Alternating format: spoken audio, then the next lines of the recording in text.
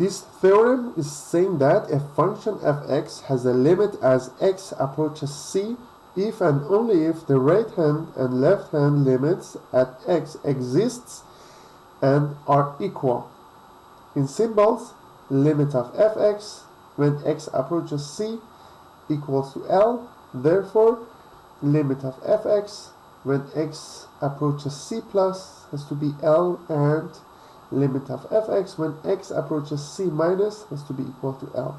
So whenever we have the limit of the function at specific value, it means that we need to have it when, if and only if the right hand and left hand side limits exist and equal.